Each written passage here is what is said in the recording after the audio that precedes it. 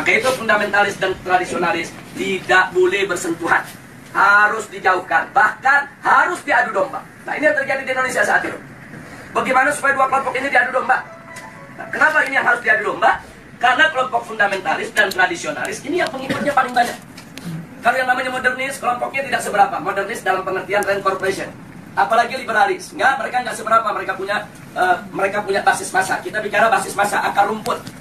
Nah, yang memiliki basis massa akar rumput yang sangat kuat hanya kelompok fundamentalis dan kelompok tradisionalis. Maka itu kalau ini bersatu, ini akan menjadi satu kekuatan umat Islam yang maha dahsyat, yang bisa merontokkan kekuatan mereka, sehingga mereka akan melakukan berbagai macam upaya bagaimana dua kekuatan ini untuk tidak bersatu. Nah, itulah sebabnya aksi 212 di mata mereka ini merupakan persatuan antara fundamentalis dan tradisionalis dalam negara. Yang kedua, jangan pernah berikan ruang kepada kelompok fundamentalis di media-media resmi mainstream tingkat nasional. Yang ketiga, yaitu jangan pernah memberitakan segala kebaikan sebesar apapun yang dilakukan oleh kelompok fundamentalis. Yang berikutnya, setiap kesalahan sekecil apapun yang dilakukan oleh kelompok fundamentalis harus diviralkan, harus disebarluaskan, dan harus diulang-ulang. Nah, supaya itu melekat di hati masyarakat bahwa mereka adalah orang-orang yang tidak layak untuk diberikan tempat di kita punya negeri atau di negeri Islam. Nah, kemudian nggak sampai di situ. Kelompok fundamentalis yang manapun jangan pernah sebut mereka dengan rentetan gelar-gelar akademik mereka. Nggak boleh. Apakah itu gelar-gelar kehormatan di tengah masyarakat atau gelar akademik, profesor, doktor, dan lain sebagainya. Jangan. Cukup sebut namanya aja untuk mengopinikan di masyarakat bahwa kelompok fundamentalis itu kuper, bodoh, tidak berpendidikan, tidak punya gelar, nggak ngerti dunia akademik, dan seterusnya. Jadi cukup sebut nama mereka, tidak perlu diberikan embel-embel yang lainnya. Nah, kemudian nggak sampai di situ. Jadi masih banyak lagi yang mereka lakukan. Apa yang kita alami saat ini di kita punya negeri. Nah, bagaimana para habaib, para ulama kita, bagaimana tokoh-tokoh kita di Majelis Ulama Indonesia, yaitu mereka kecilkan, mereka lecehkan, mereka hina-hina. Bahkan mereka mencoba mencari kesalahan-kesalahan. Bahkan kalau nggak ada kesalahan, kan buatlah fitnah-fitnah yang bisa diterima oleh masyarakat tentang mereka. Dan ini akan mereka lakukan terus. Jadi artinya bagaimana cara menghabisi kelompok fundamentalis? Satu, kecilkan mereka. Dua, jauhkan mereka dari masyarakat. Kemudian ketiga, yaitu bidik daripada para tokohnya. Kalau bisa dirangkul, dirangkul. Kalau nggak bisa dirangkul, dipukul. Bisa dipeluk, dipeluk. Nggak bisa dipeluk, digebuk. Nah, jadi ini yang mereka lakukan. Nah, baik, sekarang yang kedua. Lalu bagaimana dengan kelompok modernis? Kelompok modernis bagi mereka yaitu statusnya aman. Bagi mereka statusnya aman. Nah, aman, statusnya aman, sehingga perlu diberikan ruang. Diberikan ruang publik, diberikan ruang media, diberikan ruang dalam sistem pemerintahan, perlu didengar suaranya. Dan kalau ada dari mereka yaitu punya kesalahan, tutup itu kesalahan, jangan diviralkan. Kalau mereka melakukan kebaikan, sekecil apapun kebaikan, maka itu harus diviralkan dan harus disebarluaskan. Dan penyebutan nama mereka harus lengkap dengan segala macam rentetan gelarnya, gelar kehormatannya, dan seterusnya, dan seterusnya. Jadi posisi mereka dianggap aman. Nah, kemudian yang ketiga, kelompok liberalis. Kelompok ini mereka berikan status sangat aman. Nah, kenapa diberikan status sangat aman? Karena kelompok ini bukan hanya sekedar dianggap kawan, tapi sudah dianggap sebagai antek. Beda kawan dengan antek. Kalau modernis itu masih kawan barat, tapi kalau sudah liberalis itu antek barat. Nah, jadi mereka sudah tidak ada nilai kritis sama sekali. Nah, tapi justru kelompok ini yang mereka besarkan. Kelompok ini harus dibesarkan di seluruh negeri-negeri Islam. Jadi bagaimana caranya kelompok ini bisa berkembang? Berikan ruang, berikan finansial, berikan tempat, berikan kesempatan di media, di TV, di radio, di surat kabar, dan lain sebagainya. Kemudian pendapat-pendapat mereka viralkan, seolah-olah itu merupakan pendapat daripada masyarakat Islam internasional, dan seterusnya. Dan libatkan mereka, undang mereka, kalau ada konferensi-konferensi internasional di mana saja, untuk lebih memantapkan posisi mereka di tengah masyarakat. Dan kalau mereka punya kejelekan, sejelek apapun, sebesar apapun, yaitu supaya disembunyikan. Jadi jangan kaget kalau tokoh-tokoh liberal di Indonesia ada di antara mereka yang menghamili sekretarisnya, yang memperkosa pegawainya, tidak pernah muncul di media. Jadi semua harus ditutup, tidak boleh. Tapi kalau mereka melakukan kebaikan sekecil apapun, maka kebaikan itu harus terus, yaitu dieksplorasi, untuk kemudian diviralkan, disebarluaskan ke mana-mana. Nah ini maka itu disebut ini kelompok status sangat aman. Yang terakhir, yang tradisionalis, kelompok ini masih diberikan status waspada. Loh kenapa dikatakan waspada? Sebab kelompok ini, walaupun mereka bukan fundamentalis, tapi memiliki 3 ciri yang sama dengan fundamentalis. Sehingga kelompok ini harus diwaspadai. Kalau kelompok ini tidak dijaga, maka nanti kelompok ini setiap saat bisa berubah menjadi fundamentalis. Nah, maka itu usul mereka, kelompok yang keempat ini dijaga. Nah, maksudnya dijaga bagaimana? Satu, jangan kasih mereka berdekatan dengan kelompok fundamentalis. Sebab kalau kelompok tradisionalis dengan kelompok fundamentalis duduk bareng satu meja, satu kursi, mereka diskusi, maka kelompok tradisionalis berpotensi besar untuk berubah menjadi fundamentalis. Karena perbedaan mereka cuma sedikit, perbedaan mereka cuma perbedaan definisi ta'rif ad-demokratiyah. Itu aja yang mereka berbeda. Tapi dalam soal dukungan terhadap tatbikus syariah, dukungan terhadap igamatul khilafah, dukungan terhadap sikap kritis terhadap barat, sama. Nggak ada beda antara fundamentalis dengan tradisionalis. Mereka hanya berbeda di dalam mendefinisikan demokrasi. Yang satu mendefinisikan ya demokrasi bertentangan dengan hukum Allah sehingga harus ditangkal sama sekali. Yang satu lagi melihat bahwa demokrasi itu hanya satu cara yang kalau dibawa ke dalam ajaran Islam dia bisa Islami, kalau tidak, kalau dikeluarkan dari ajaran Islam dia bisa bertentangan dengan ajaran Islam. Hanya ini saja berbeda. Nah kalau mereka duduk bareng diskusi, maka kelompok tradisionalis berpotensi besar berubah menjadi fundamentalis menurut mereka, menurut Rand Corporation. Maka itu fundamentalis dan tradisionalis tidak boleh bersentuhan, harus dijauhkan, bahkan harus diadu domba. Nah ini yang terjadi di Indonesia saat ini. Bagaimana supaya dua kelompok ini diadu domba? Nah, kenapa ini yang harus diadu domba? Karena kelompok fundamentalis dan tradisionalis ini yang pengikutnya paling banyak. Kalau yang namanya modernis, kelompoknya tidak seberapa. Modernis dalam pengertian Rand Corporation. Apalagi liberalis. Mereka nggak seberapa. Mereka punya basis massa. Kita bicara basis massa akar rumput. Nah, yang memiliki basis massa akar rumput yang sangat kuat hanya kelompok fundamentalis dan kelompok tradisionalis.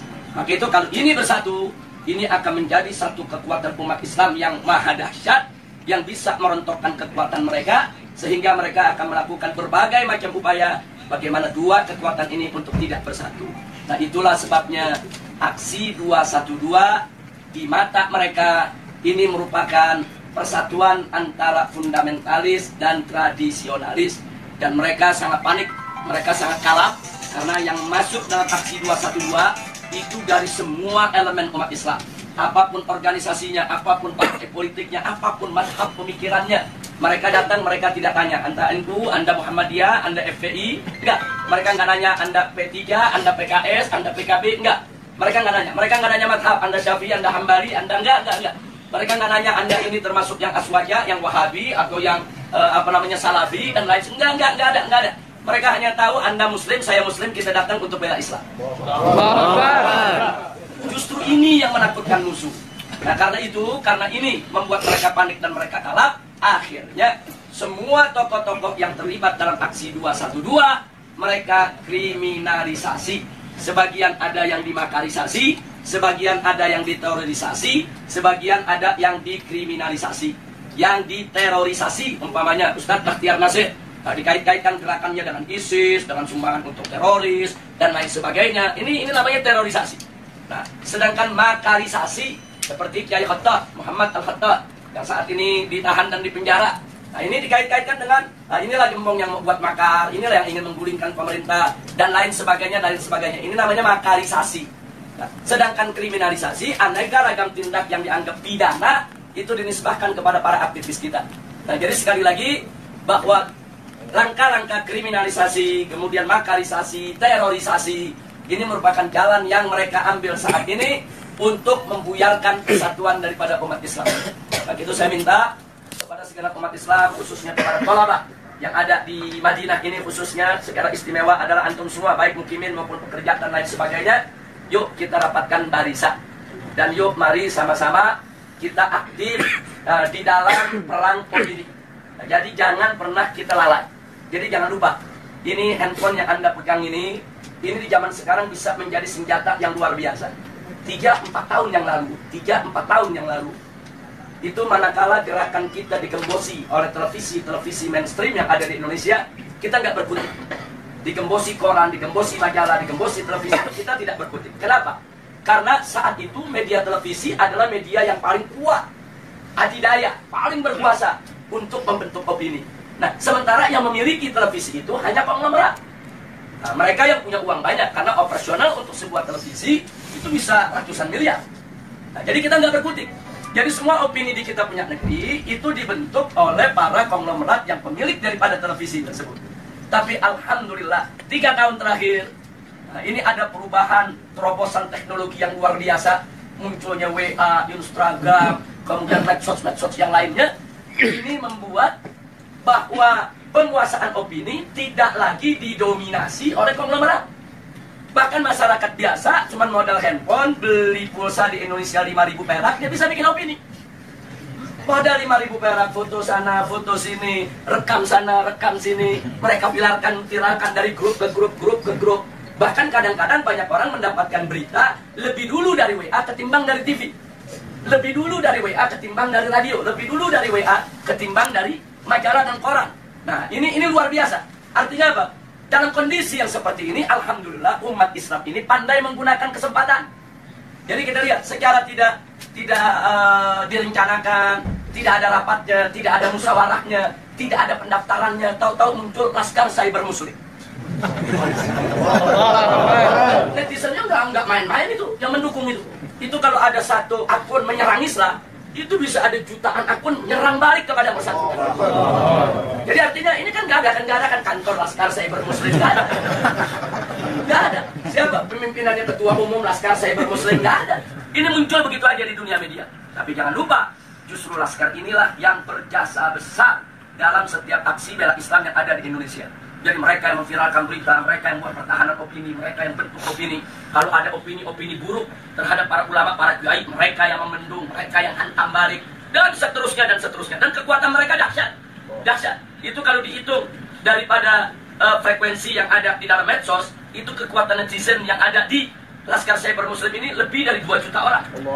Jadi nggak main-main, mereka bisa bentuk opini. Nah, ini yang mesti kita jaga, ini yang mesti kita satukan. Nah, makanya di negeri kita, Indonesia, sekarang begitu mereka kalang kabut melihat serangan medsos, mulailah ada undang-undang untuk membatasi medsos, bikin aturan-aturan supaya medsos nggak sembarangan. Iya, karena mereka kalah. Kalau mereka menang, mereka nggak bikin aturan. Sama dengan kemarin di Jakarta, pada saat ada pilkada, begitu mereka kalah spanduk, KPU bikin aturan, di putaran kedua tidak boleh ada spanduk, karena udah kalah spanduk. Loh, kenapa bisa kalah? Karena di masyarakat Jakarta, secara sendiri-sendiri, bukan dibayar oleh calon gubernur, mereka bikin spanduk di mana-mana. Jadi spanduk calon yang seberang sana kalah banyak, akhirnya bikin aturan nggak boleh ada spanduk. Nah, jadi seperti itulah cara mereka. Pokoknya mana yang kira-kira merugikan mereka, mereka bikin aturan nggak ada. Jadi mereka berani berbuat curang secara terang-terangan. Jadi kalau pilkada pilpres sebelumnya ada serangan fajar, kemarin ini saya sebut bukan serangan fajar, tapi serangan barbar.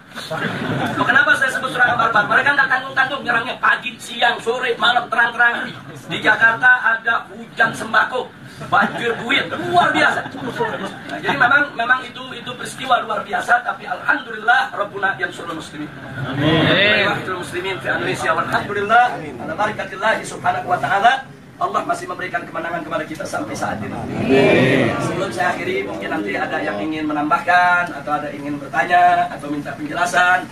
Maka di sini yang ingin saya ingatkan adalah bahwa persatuan ini penting. Allah subhanahu wa ta'ala qala wa'tasimu bihablillahi jami'an wa la tafarraqu. Jadi al-i'tisam bihablillah ini luar biasa. Ini daruri.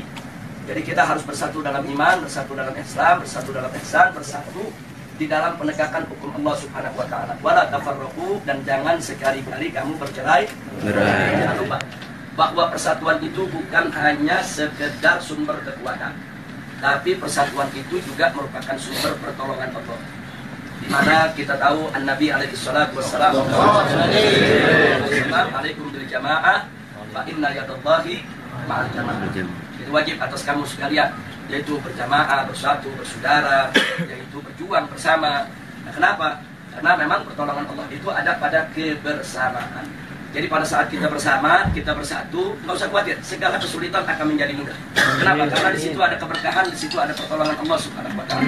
Dan kalau Allah sudah menolong, Tidak ada satu kekuatan pun yang bisa menghalanginya. Nah, saya berbagi pengalaman sedikit sebelum saya akhiri. Pada aksi bela Islam yang pertama, kita tidak ada gangguan. Tidak ada gangguan dari aparat, tidak ada gangguan dari pemerintah. Karena itu merupakan aksi bela Islam pertama yang mereka nggak sangka jumlah yang akan datang. Jadi begitu itu digelar dengan mudah, tanpa halangan, tanpa gangguan. Yang hadir antara 300 sampai 400-an ribu mendatangi Reskrim Mabes Polri. Tapi justru setelah itu pemerintah jadi waspada. Begitu kita umumkan aksi bela Islam 2, mulailah gangguan-gangguan datang. Jadi mereka hadang, mereka halangi, mereka gembosi menjelang daripada aksi 4.11. Tapi ternyata penggembosan itu gagal. Jadi walaupun mereka gembosi, tapi pada akhirnya aksi 4.11 itu dihadiri tidak kurang hampir 4 juta orang, 3,5 juta ya. Nah, jadi perhitungan itu dihitung dengan per meter daripada lokasi. 1 meter itu berapa orang, bisa ditempati oleh manusia, kemudian panjang itu berapa, lebar berapa, tempat-tempat lokasi yang diisi berapa. Jadi perhitungannya sangat matematis. Matematis. Nah, kemudian setelah 4.11 digelar, ternyata memang umat yang datang begitu banyak, pemerintah lebih berhati-hati. Begitu diumumkan 212, mereka mulai secara terang-terangan melarang. Waktu 4.11 masih nggak terang-terangan, masih himbauan-himbauan. Tapi begitu 212 jelas-jelas mereka melakukan larangan, bahkan teror dan intimidasi. Jadi pesantren-pesantren didatangi, kiai-kiai didatangi, dibujuk, dirayu supaya tidak turun dengan berbagai macam iming-iming. Dan kalau yang nggak mau, tetap mau turun juga, mereka teror, mereka intimidasi, mereka takut-takuti dan lain sebagainya. Bahkan perusahaan bis di mana-mana, khususnya Jakarta, Sumatera, itu diteror, diancam akan dicabut. Mereka punya lisensi, mereka punya izin trayek, lalu mereka berani mengangkut umat Islam ke Jakarta. Jadi sudah digembosi habis-habisan. Secara logika 212 gagal. Jadi besok aksi 212 malam ini saya dan kawan-kawan masih berkumpul dengan Ustaz Bakhtiar Nasir, Ustaz Zaitun Rasmin, kemudian juga dengan kawan-kawan dari MUI, kawan-kawan dari FUI, dan seterusnya. Kita saat itu melihat tekanan-tekanan yang begitu hebat. Secara logika besok ini separuh dari 4.11 saja udah hebat. Separuh dari 4.11 saja udah hebat. Jangankan separuh, bisa 1 Monas saja udah cukup.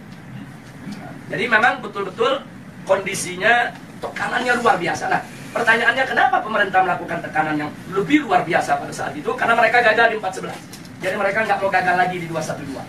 Tapi subhanallah, makin ditekan, makin dihadang, makin dilarang, semangat umat Islam dari mana-mana semakin menggebu-gebu. Dan akhirnya yang paling fenomenal adalah bagaimana 10.000 santri dari Ciamis berjalan kaki ke Jakarta. Allahu Akbar. Dan itu bukan tidak punya pengaruh, itu takdir pengaruh yang ada di tengah masyarakat besar. Gara-gara Ciamis jalan dengan jarak 300 km lebih, itu mendorong tempat-tempat lain nggak peduli. Oh, nggak ada bis, nggak ada kendaraan, ya kita jalan kaki rame-rame.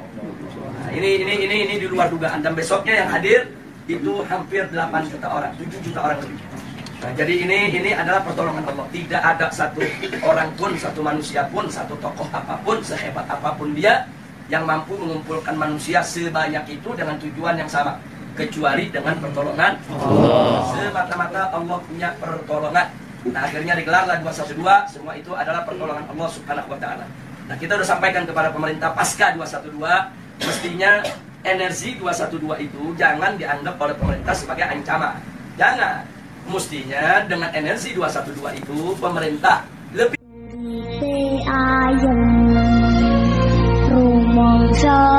aman dununge rasa kandayen iman sabar narimo najan pas-pasan kabeh inakdir saking